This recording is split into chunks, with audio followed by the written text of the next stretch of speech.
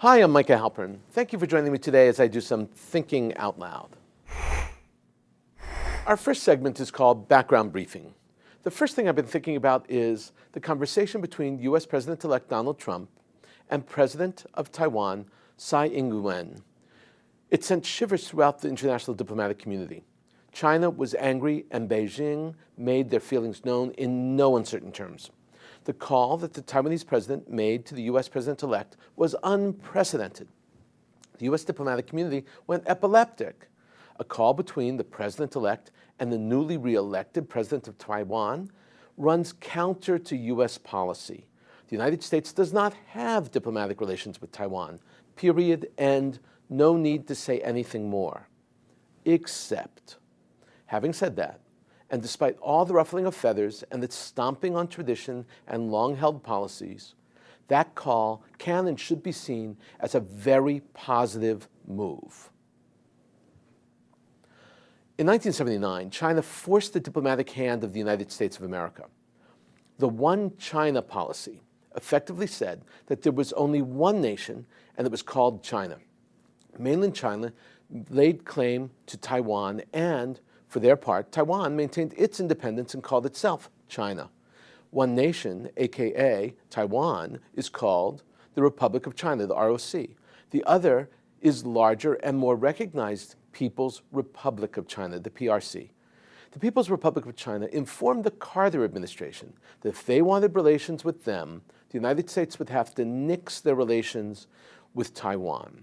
The United States complied. They lowered the Stars and Stripes, flying at the embassy, packed up their diplomats, and sent them back to Foggy Bottom in Washington.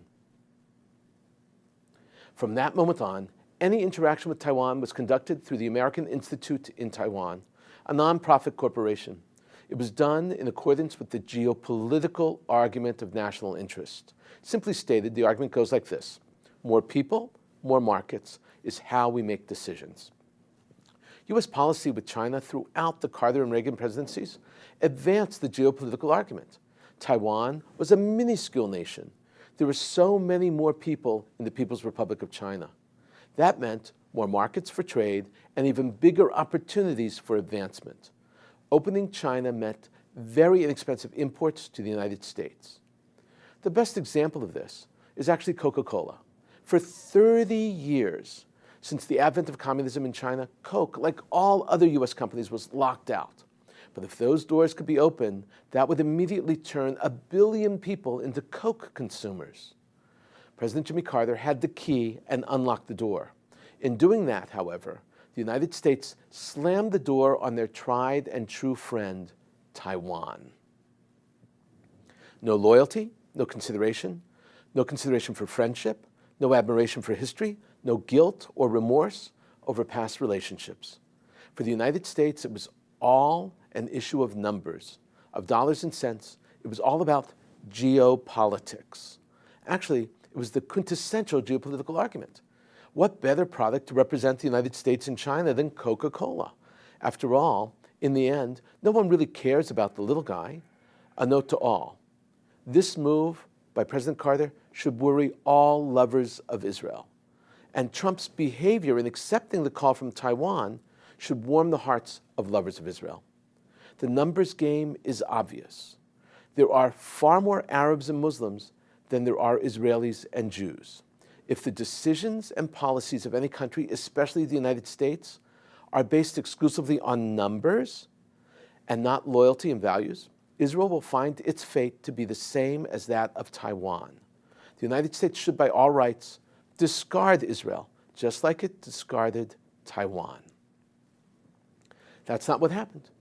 That's because the United States' national interest must include more than numbers and the bottom line. That's why assuming or even demanding that the United States be impartial about events concerning Israel is by definition a destructive position. The United States should not be impartial. The United States should strive to be fair, but the United States must recognize the importance of special relationships and nurture those relationships. Tsai Ing-wen of Taiwan recognized that Donald Trump is a president like no other United States president, like none that has ever been elected. She recognized an opportunity and exploited it. Like Donald Trump, Tsai Ing-wen is indeed a unique politician. not in character or style, but because she is a first. She's the first female president of Taiwan, the first president never before elected to an executive office, the first president not to have been mayor of Taipei. In addition, she was reelected as the incumbent in May of 2016, having first been elected in 2014. President Tsai Ing-wen placed the phone call, but it seems that Taiwan knew in advance that President-elect Trump would accept the call and speak to her. There is much speculation as to who and how the call was arranged. Trump talking to the President of Taiwan is good. It solidifies the new administration's credo that geopolitics is out and shared values and friends are in. Diplomatically speaking, 2017 should prove to be an interesting year. January 2017 marks the 75th anniversary of one of the most horrific events in Jewish history, the Wannsee Conference. In a small suburb about 10 miles outside of Berlin, on the 20th of January 1942, Reinhold Heydrich called a gathering of the most significant bureaucrats in the Nazi regime. It was there and then that 15 representatives of the Nazi Germany's bureaucratic offices decided on the final solution to the Jewish question, that the Jews of Europe would be gassed. The meeting was very short. It lasted only about 90 minutes. Heydrich could not have imagined when he sent out the invitations that this short meeting would hold the historical significance it now holds. Among the 15 representatives, not one was from the German army, while eight of them held doctorates. Heydrich spoke for an hour. He reported on the status of the Jews and the effective success of the Einsatzgruppen, the mobile murder operations that followed the German army, rounding up Jews and killing them in pits with machine guns. He described the plan to gas Jews and extolled what was sure to be its successful outcome. Heydrich made it clear that gassing was the more efficient way of eliminating the Jews, more efficiently than rounding them up and shooting them. Participants were presented with a list of the Jews divided into two categories. Category A, Jews under the control of Germany. Category B, those Jews in lands still to be conquered. The numbers were stunning. 11 million Jews needed to be murdered. The largest numbers were in the USSR, 5 million. Estonia was in Category A. Next to the word Estonia was written the word Judenfrei. Estonia was already free of Jews. The Jews of Estonia were totally removed. The Nazis used two terms interchangeably, Judenfrei and Judenrein. Judenfrei means free of Jews. Judenrein means without Jews. The ultimate policy of the Nazis was to rid the lands of Germany of Jews. Then they wanted to make certain that future lands would also be without Jews. Fast forward 75 years, and the Palestinian leadership has echoed the very same terminology. They speak of creating a state free of Jews. There are hundreds of quotes from Palestinian leaders up to and including the Palestinian president Mahmoud Abbas and his chief negotiator Saeb Erekat, explaining that in their state there is no room for Jews. While speaking to Egyptian journalists in 2013, a briefing about the two-state solution, Abbas is quoted as saying, quote, "In the final resolution, we would not see the presence of a single Israeli civilian or soldier on our lands," unquote. Do not misunderstand this. Israeli means Jew. Referring to the Abbas quote, Erekat was asked this question by an interviewer, David Samuels. Quote, "Any Jew who is inside the borders of Palestine will have to leave," unquote. Erekat replied, "Absolutely." This no Jew in the state of Palestine policy has not been just spoken about, it has been written and recorded. Neither Hamas leadership nor Palestinian Authority leadership will allow a single Jew to reside in their state. And any Jew who would want to live there would live there at their own peril. In this day and age, it sounds strange to say that Jews are forbidden to live anywhere they want, let alone, especially in their ancestral homeland. But this is the official Palestinian stance. John Kerry, of course, has a very different understanding, a real misunderstanding of the situation, which is the only way to explain his comfort in quipping, "Does anyone here really believe that the settlers will agree to submit to Palestinian law in Palestine?" unquote. Just like in Gaza, Jewish settlers will not be permitted to stay in the West Bank in the Palestinian state. They will be removed. Settler blocks in the West Bank will remain, and the sum total of settlement area will be exchanged for the areas in Israel. A clean swap, land for land. This is not difficult to understand, but Palestinian leadership does not want to compromise. They are not interested in land swaps. They want to turn back the clock. They want a Judenfrei, Judenrein environment. And that cannot happen. As we note the anniversary of the Wannsee Conference, we must also note that 75 years later, the desire for lands to be Judenfrei and Judenrein is still alive and well and thriving in our midst. Coming up next, points of view. Here's what some important voices have been talking about. This column is from the New York Times and is authored by Rashid Khalidi. It was published December 29th, 2016. The title of the column is John Kerry and Israel, Too Little and Too Late.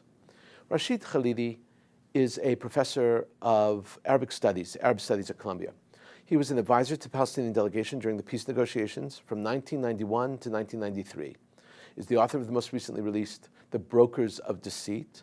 Khalidi is one of the most articulate spokespeople for the Palestinian cause.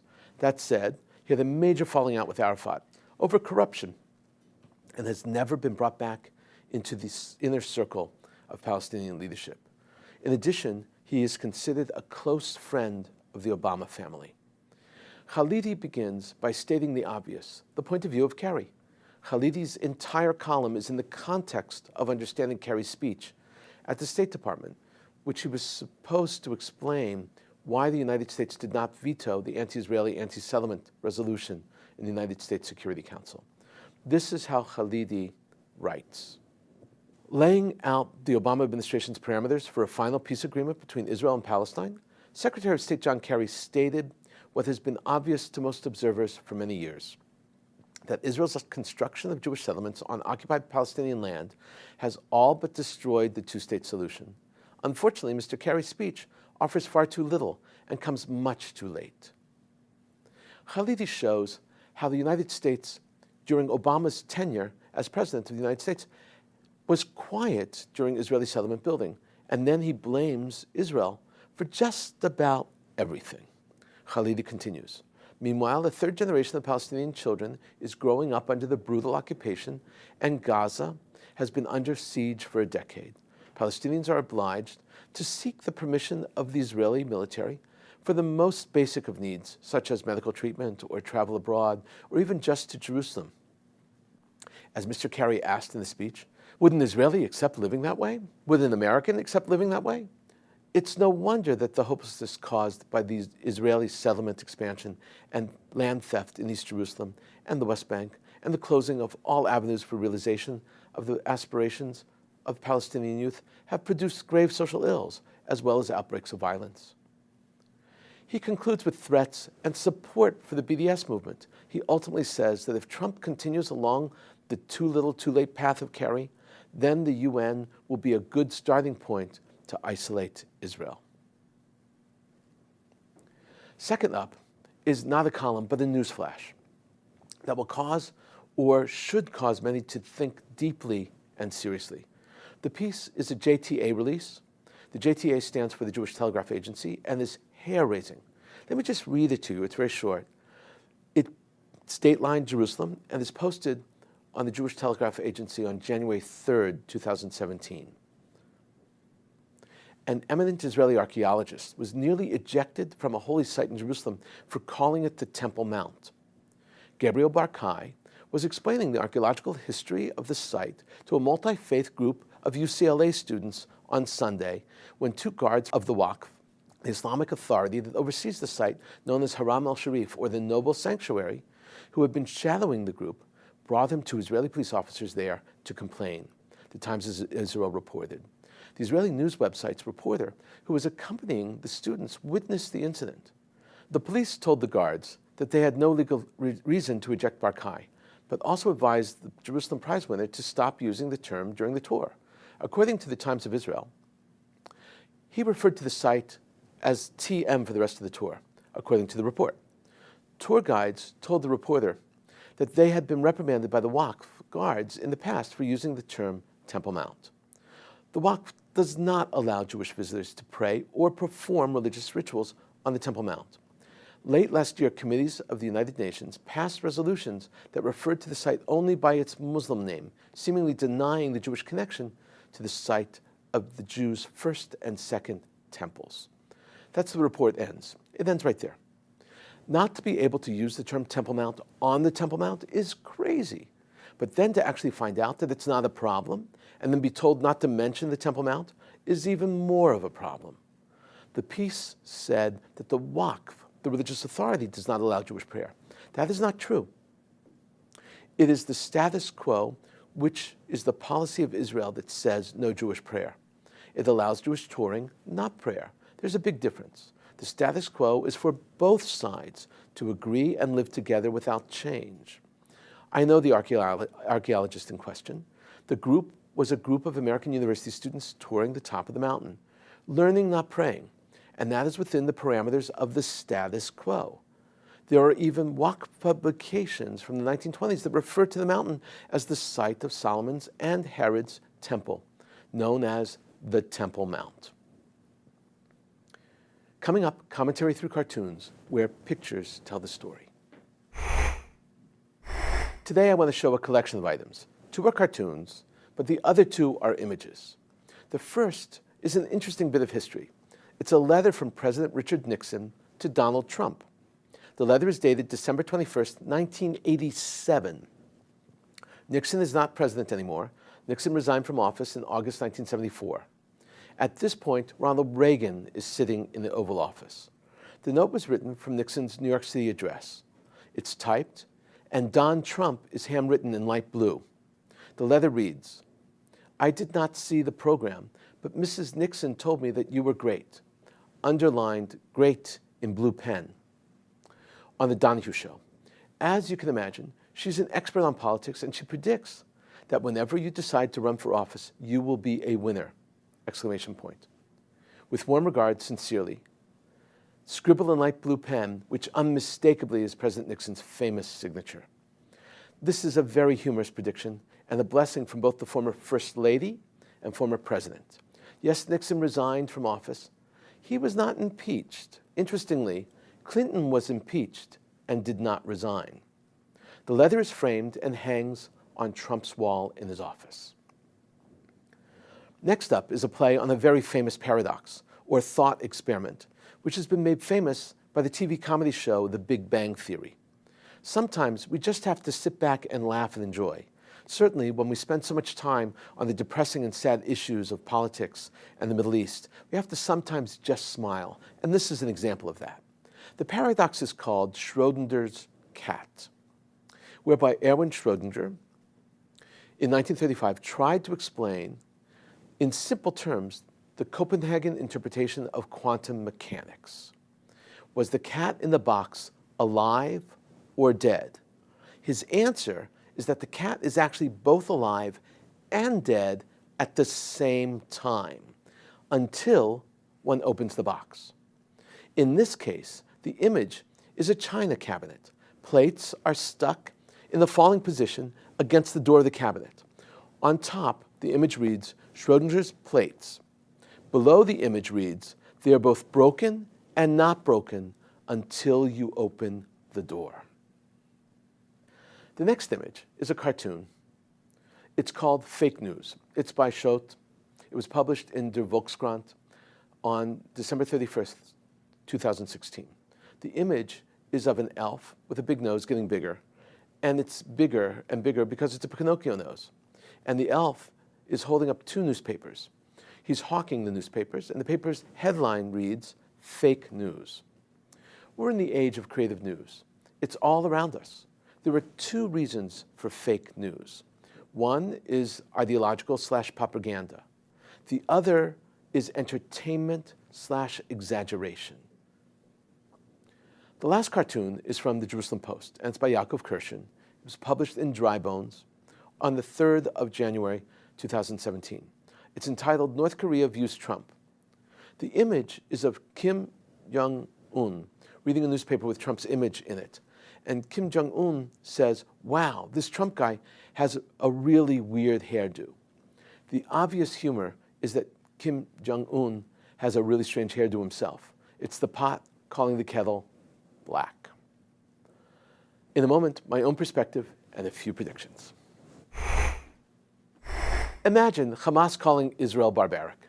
That's what they did, explaining that Israel's policy of not returning terrorist bodies to Hamas for burial is evidence of the criminality and barbaric occupation. This policy is clearly stated by the Office of the Prime Minister in order to pressure Hamas into returning the remains of 2 Israeli soldiers killed in Gaza during the summer of 2014. Their names are Staff Sergeant Oren Shaul and Lieutenant Hadar Golden.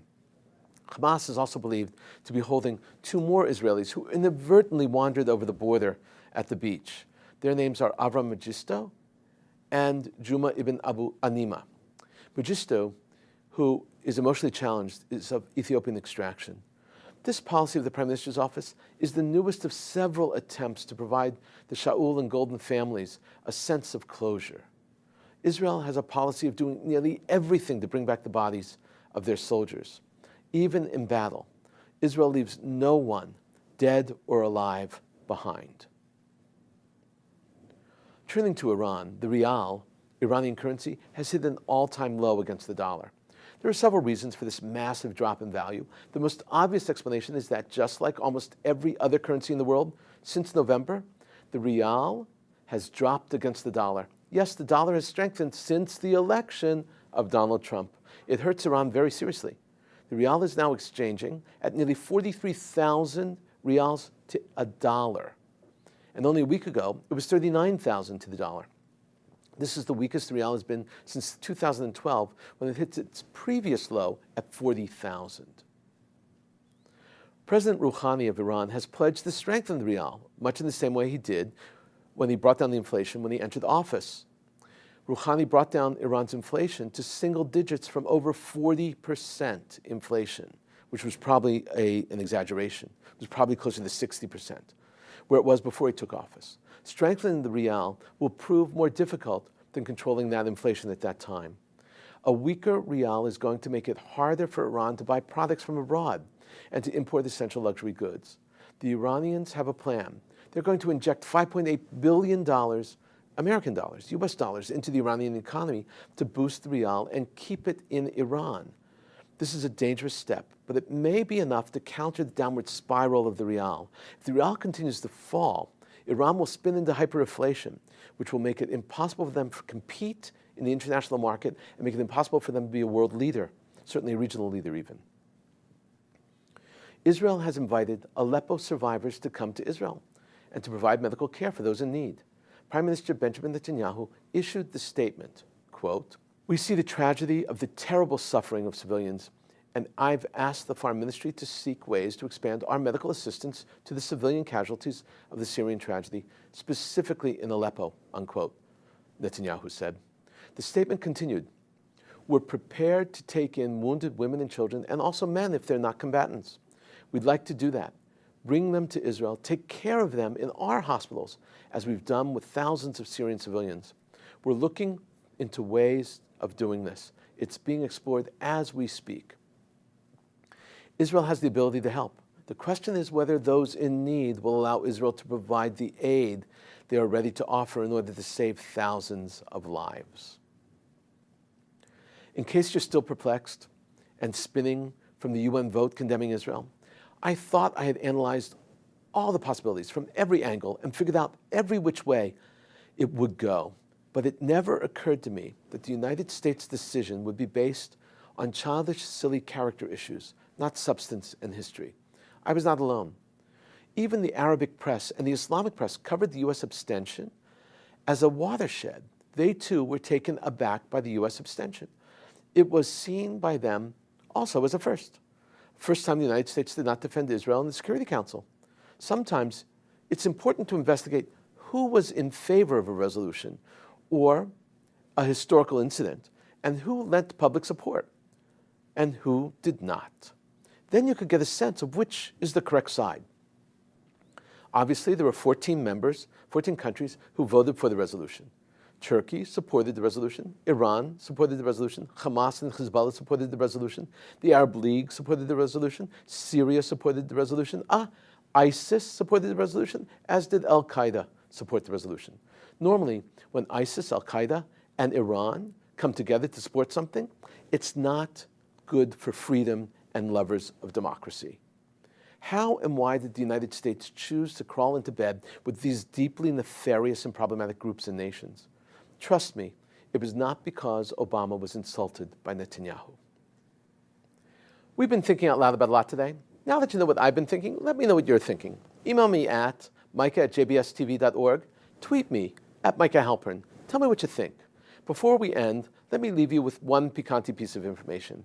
We spoke earlier about the Temple Mount, and it's called Haram al-Sharif in Arabic, or the Noble Sanctuary. Names are everything as far as claim and control are concerned. In Hebrew, it's called Har Habayit, which means the Temple Mount. Jerusalem is the same way. In Hebrew, Jerusalem is Yerushalayim. Jerusalem is the English equivalent. It's the ancient biblical city of Shalem, or Salem, as it's called in Genesis, where Melchizedek was king. It later takes on the name Yerushalayim, the Jebusite city that David conquers in the book of Samuel. He makes it the capital of the joint kingdom of Israel and Judea. In Arabic, Jerusalem is called El-Quds, which means the holy. It's the same root as Kadosh in Hebrew. Quds describes the city as a single word, like the prophet Isaiah called Jerusalem, Ha'ir, the city. We say the city in English, we mean New York City, or specifically Manhattan. In Arabic, they call it El-Quds. Jews called it Yerushalayim, the city of completeness. Or maybe the root is Yirah, which in Hebrew means awe. There's also an argument that says the root of Yerushalayim is Yerusha, which means inheritance. Thank you for thinking out loud with me, Micah Halpern. Let's think out loud again next week on JBS.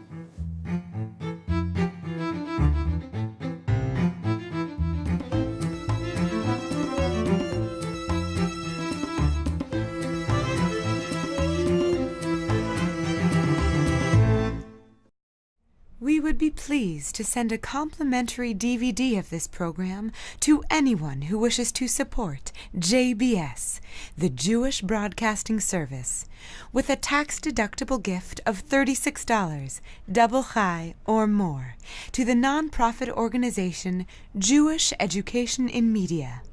Simply visit the JBS homepage and click on the Donate button to make a donation by PayPal or your credit card. And please indicate the program for which you would like a DVD.